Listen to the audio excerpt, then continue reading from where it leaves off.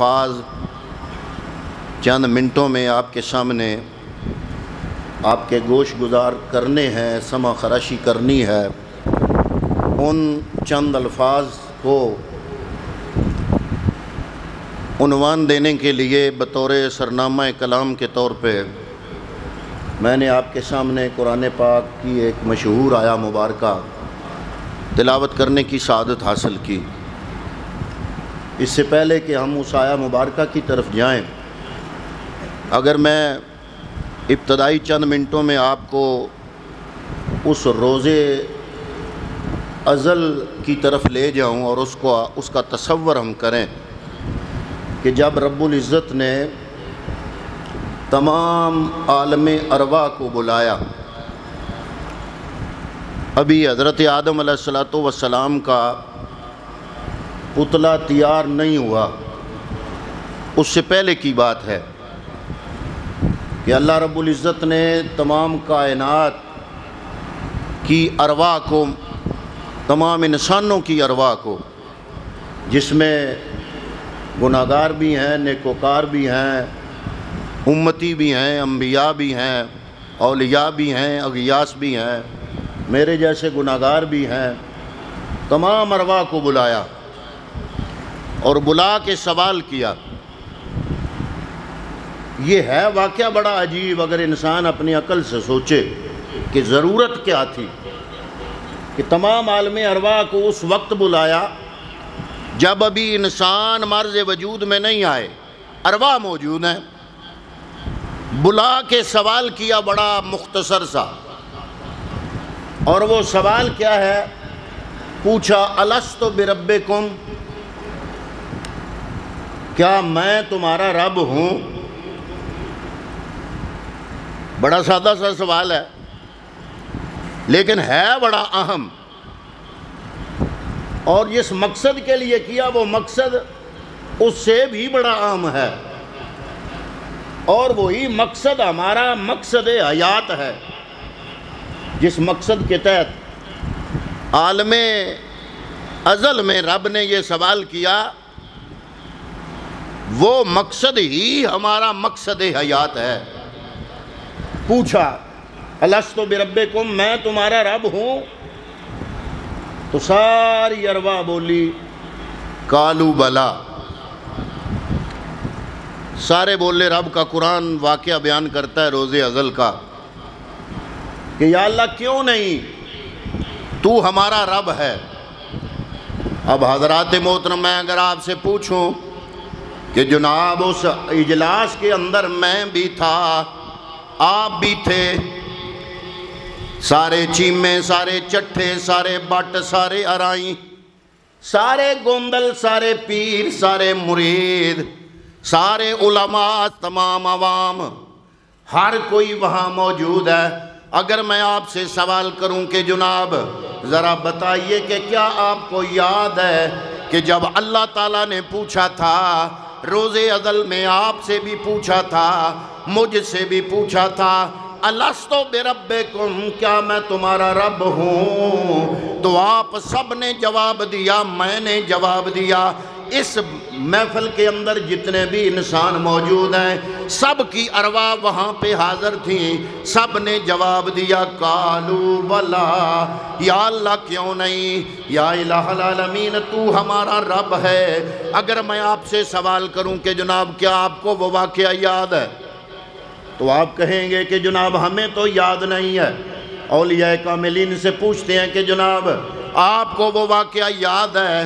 حضرت سخی سلطان بہو رحمت اللہ تعالیٰ علیہ آپ فرماتے ہیں کہ جب روحیں جسموں کے اندر ملوث ہوئیں تو اس وقت عالم ارواح کے سارے واقعات کو بھول گئیں۔ جب یہ روحیں جسم میں ملوث نہیں تھیں، آزاد تھیں، عالم ارواح کے اندر تھیں، تمام معاملات یہ ارواح جانتی تھیں، لیکن وہ اولیاء کاملین جنہوں نے اس نفس کے تقاضوں سے، اس کی گندگی اور غلاظت سے اپنی روحوں کو آلودہ نہیں کیا، جن کی روحیں آلودہ نہیں ہوئیں اس نفس کے تقاضوں سے، وہ کہتے ہیں کہ ہمیں اب بھی یاد ہے کن خدا نے جد فرمایا اساں وی کولے ہاسے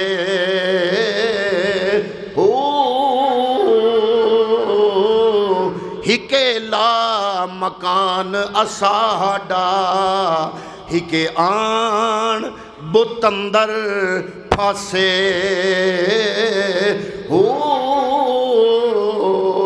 اے سخی سلطان باؤ ہمیں تو یاد کوئی نہیں۔ آپ فرماتے ہیں کہ جب تمہاری ارواح اس نفس اور جسم کے تقاضوں سے ملوث ہو گئی تو جب یہ گدلی ہو گئی اس غلاظت سے تو یہ بھول گئی نفس پلیت پلیتی کی تھی اصل پلیت تے ناسے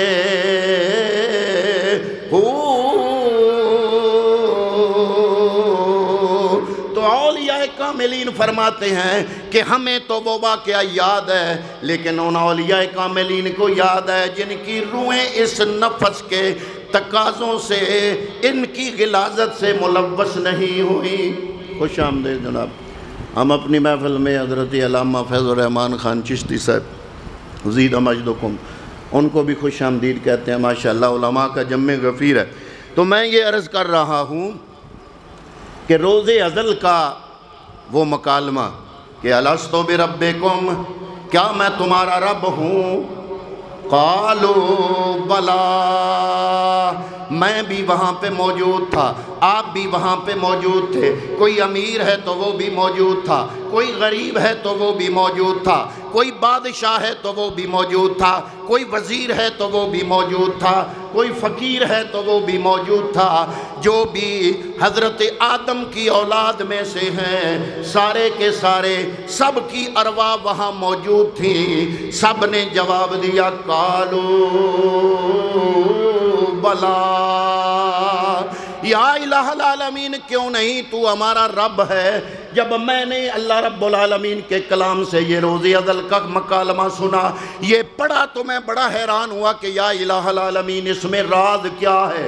یہ عالم ارواح کے اندر روز ازل کے اندر تمام ارواح کو یا اللہ اکٹھا کر کے تو نے اپنے ربوبیت کا اقرار کروایا، تو وجہ کیا ہے، اس کے پیچھے راز کیا ہے؟ تو اولیاء کاملین فرماتے ہیں کہ وہ راز ہے کہ تمام انسانیت وہاں پہ اس مکالمے کے اندر جس چیز کا اثبات پیش کر کے آئی ہے، اب اس دنیا کی زندگی میں اس مکالمے کا عملی طور پر جواب دینا ہے۔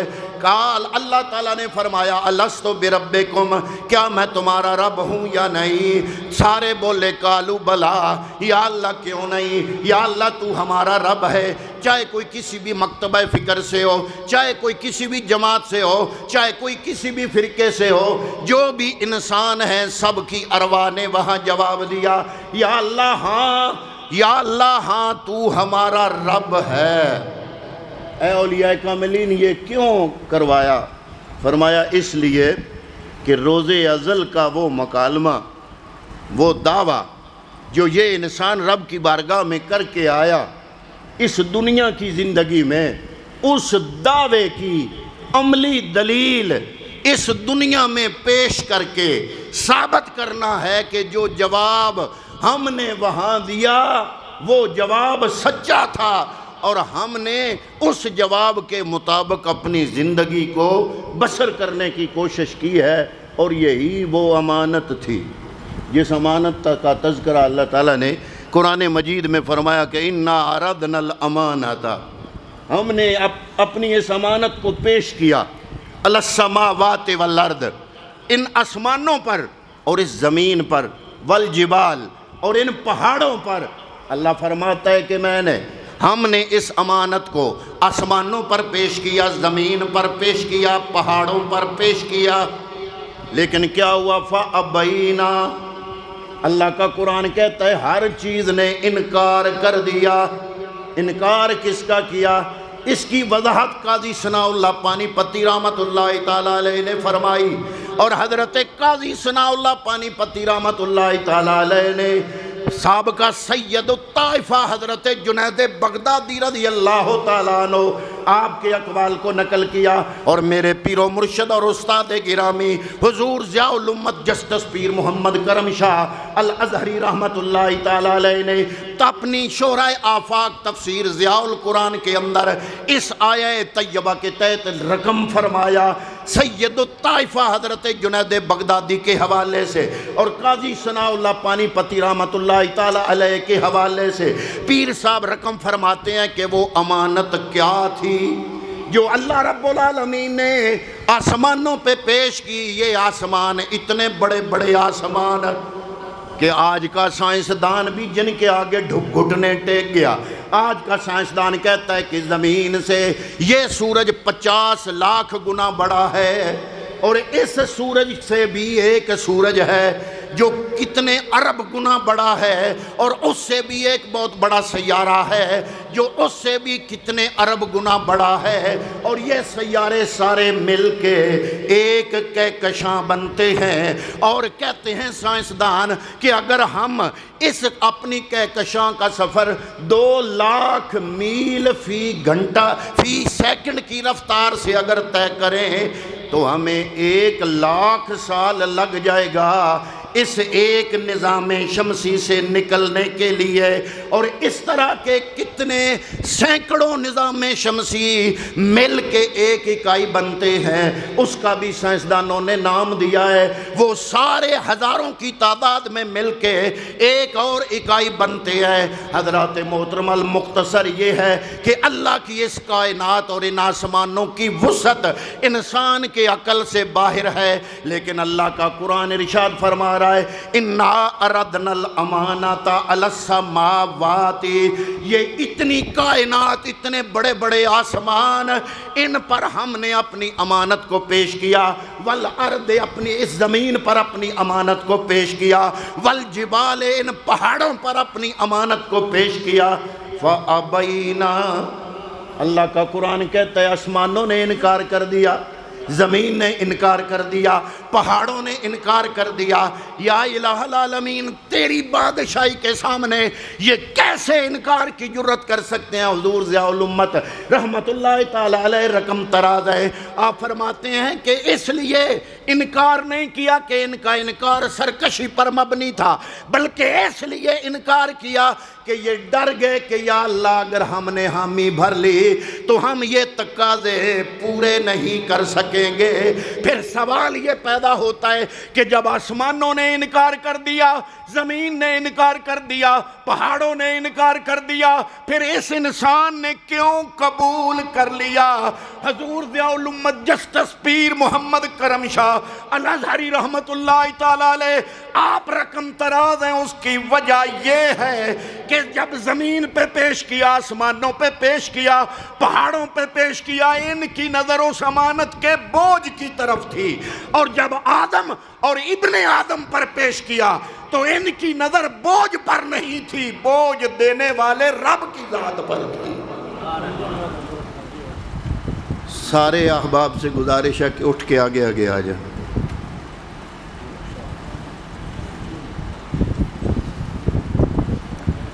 جزاک اللہ۔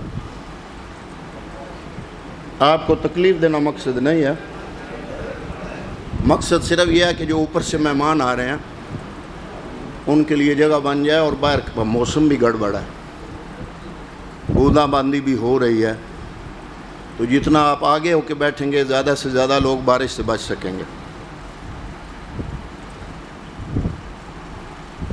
تو زمین نے انکار کیا، پہاڑوں نے انکار کیا، آسمانوں نے انکار کیا۔ یا اللہ تیری سرکشی کی وجہ سے انکار کیا؟ فرمایا نہ، میری سرکشی کی وجہ سے انکار نہیں کیا، جو امانت کا بوجھ تھا ان کی نظر تھی بوجھ پر۔ اور حضرت ضیاء الامت جسٹس پیر محمد کرم شاہ الازہری رحمت اللہ تعالیٰ علیہ لکھتے ہیں کہ اس حضرت انسان یعنی حضرت آدم اور ابن آدم، اس امانت کا راز یہ ہے کہ ان کی نظر بوجھ پر نہیں تھی، بوجھ دینے والے رب کی ذات پر تھی۔ اور اسی لیے سید الطائفہ فرماتے ہیں حضرت جنید بغدادی کہ اللہ نے فرمایا برداشتاً از تو و نگاہ داشتن از من. اے انسان تو نے برداشتن از تو نے ہمیں دیکھ کے یہ بوجھ اٹھانے کی حامی بھر لی. برداشتن از تو و نگاہ داشتن از من. بوجھ اٹھانا تیرا کام ہے، حوصلہ دینا ہمارا کام ہے.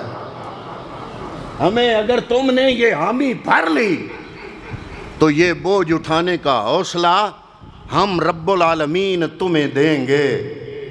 حضرات محترم، وہ بوجھ کیا ہے، وہ امانت کیا ہے، اس پر بھی علماء نے لکھا کہ اگر وہ امانت تسبیح و تعلیل تھی، رب کی عبادت تھی، تو پھر تو فرشتے بھی ہیں. لیکن اللہ فرماتا ہے کسی نے بھی نہیں اٹھایا اس بوجھ کو، انسان نے اٹھایا.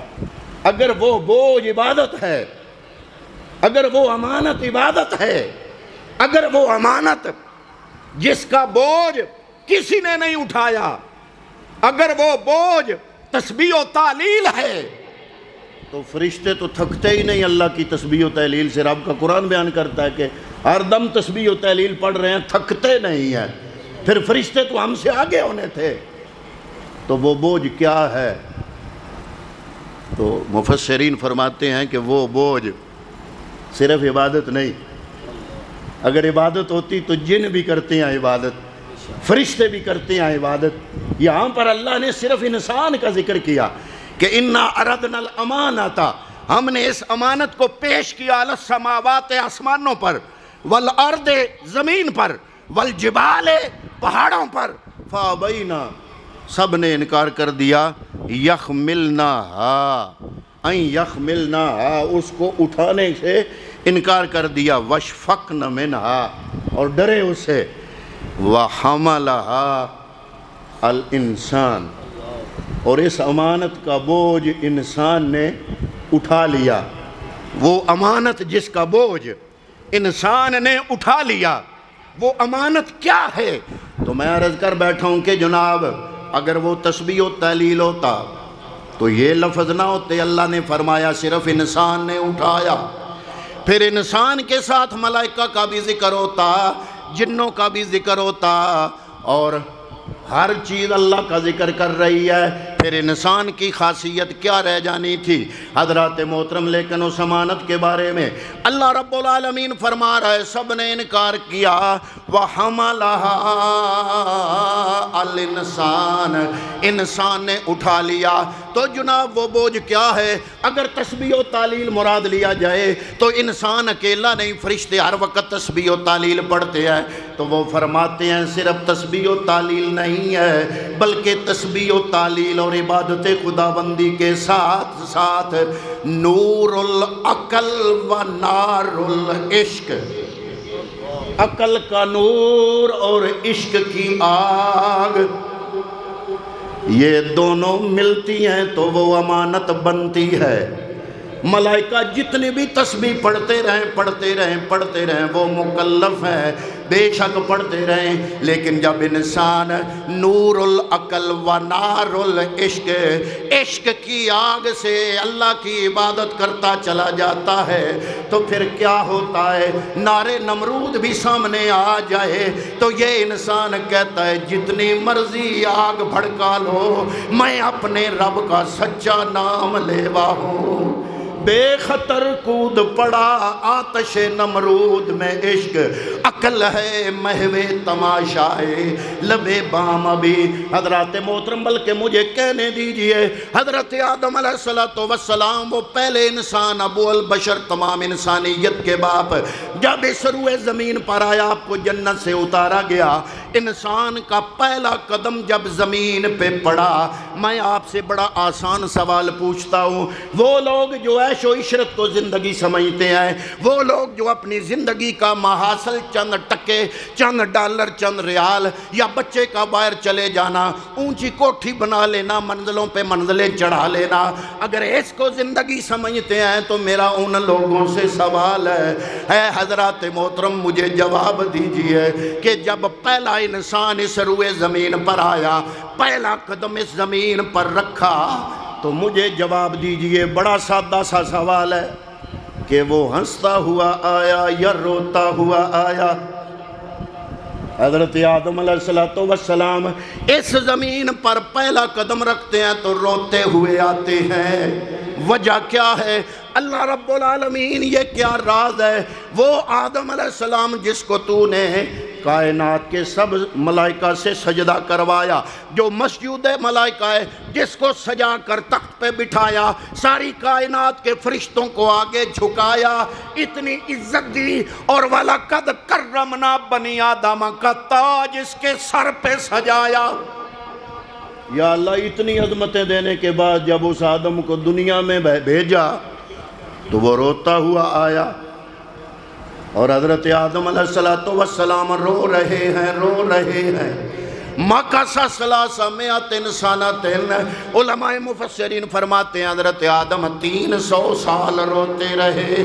یا اللہ یہ رو رو کے تمہیں منا رہے ہیں، ایک چھوٹی سی ایسی لغزش ہوئی جس کے بارے میں تیرا قرآن کہتا ہے وَنَسِيَا وَلَمْ نَجِدْ لَهُ عَزْمًا، ہم نے آدم کے دل میں ارادہ کوئی نہیں پایا۔ حضرت آدم علیہ السلام بھول کے کھا گئے اس درخت سے۔ یا اللہ ایک طرف تو ملائکہ سے سجدے کراتا ہے، ایک طرف تو اس انسان کے بارے میں کہتا ہے وَالتِّينَ وَالزَّيْتُونَ وَطُورِ سِينِينَ وَهَذَا الْبَلَدِ الْأَمِينَ لَقَدْ خَلَقْنَا الْإِنسَانَ فِي أَحْسَنِ تَقْوِيمٍ، مجھے تین کی قسم، مجھے زیتون کی قسم، مجھے طور سینا کی قسم، مجھے شہر مکہ کی قسم، میں رب نے انسان کو عظمتیں عطا فرما دی۔ یا اللہ جس انسان کو تو نے اتنی عظمتیں عطا کی، مسجود ملائکہ بنا دیا جس انسان کو، جس آدم کو، اور جو لغزش ہوئی وہ بھی تو نے گواہی دے دی کہ آدم کے دل میں ارادہ کوئی نہیں تھا، سرکشی نہیں تھی، بلکہ وَنَسِيَا آدم بھول گئے۔ آج کا روزے دار بھول کے جگ پانی کا پی جائے، علماء فرماتے ہیں تیرا روزہ نہیں ٹوٹا۔ آج کے مسلمان کا بھول کے جگ پانی کا پی لے پھر روزہ بھی نہ ٹوٹے۔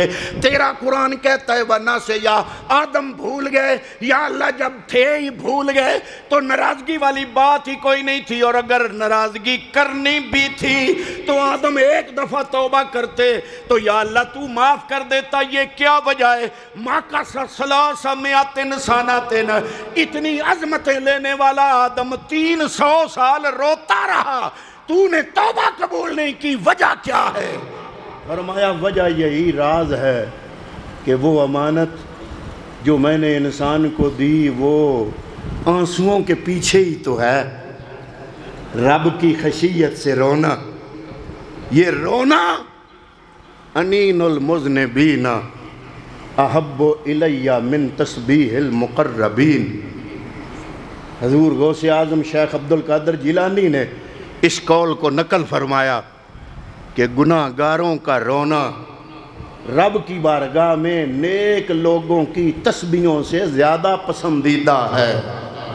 یہ رونا، حضرت آدم علیہ السلام روئے، پہلا انسان زمین پہ پہلا قدم رکھا تو روتے ہوئے رکھا۔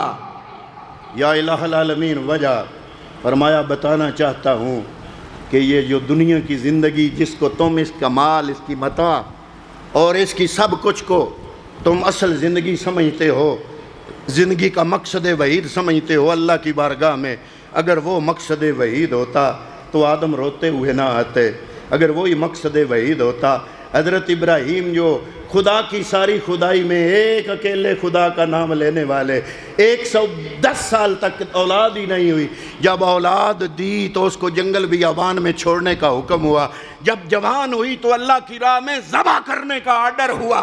یہ اولاد، یہ مال، یہ اگر دنیا کی اصل نعمتیں ہوتی تو یہ میں پیغمبروں سے چھینتا نہ، لیکن یہ اصل نعمتیں نہیں۔ اصل نعمت کیا ہے؟ اصل نعمت ہے وہ امانت اصل نعمت کیا ہے؟ اصل نعمت ہے وہ وعدہ جو ہم اللہ کی بارگاہ میں کر آئے۔ جب رب نے پوچھا الست بربکم، کیا میں تمہارا رب ہوں؟ قالوا بلا، ہم سارے بولے یا اللہ ہاں تو ہمارا رب ہے۔ یا اللہ یہ ثابت کرنے کے لیے 110 سال تک بے اولاد رہنا پڑا تو رہوں گا، بچہ اگر تو نے 110 سال کے بعد دیا، جنگل بیابان میں اکیلا چھوڑنے کا حکم آیا تو تیرے نام کے لیے کروں گا۔ جب بچہ 13 سال کا ہو گیا، تیری طرف سے ذبح کا حکم آیا، تیرے نام کو بلند کرنے کے لیے اس کے گلے پہ چھری رکھ دوں گا۔ یا اللہ اگر تیرا نام بلند کرنے کے لیے مجھے نارے نمرود میں کودنا پڑا تو کود جاؤں گا۔ یا اللہ اگر تیرا نام بلند کرنے کے لیے حضرت یونس کو مچھلی کے پیٹ کا لقمہ بننا پڑا تو آپ فرماتے ہیں میں بن جاؤں گا۔ یا اللہ اگر تیرا نام بلند کرنے کے لیے جناب مصطفیٰ کریم صلی اللہ علیہ وسلم کو طرح طرح کی اذیتیں اگر برداشت کرنی پڑی تو فرماتے ہیں میں کر جاؤں گا۔ یا اللہ تیرے دین کے لیے اللہ اکبر 72 بھی کٹانے پڑے تو ہم 72 کو نہیں دیکھیں گے، تیرے دین کو دیکھیں گے۔ یا اللہ 72 کٹا کے روز ازل کے اندر کیے ہوئے اس وعدے کو پورا کریں گے۔ اور وہ وعدہ کیا ہے؟ الست بربکم، کیا میں تمہارا رب ہوں؟ قالوا بلا، کیوں نہیں؟ ہم دنیا میں آ گئے، اب دنیا کے اندر اپنے اپنے حالات و واقعات کے مطابق اس وعدے کو پورا کرنے کے لیے ایمان کی مضبوطی کے حساب سے جتنا کسی کا ایمان مضبوط ہوگا اتنی آزمائش کڑی ہوگی۔ ابراہیم جیسا ایمان والا ہو کسی کا ہو، اگر آج بھی ابراہیم کا ایمان پیدا آگ کر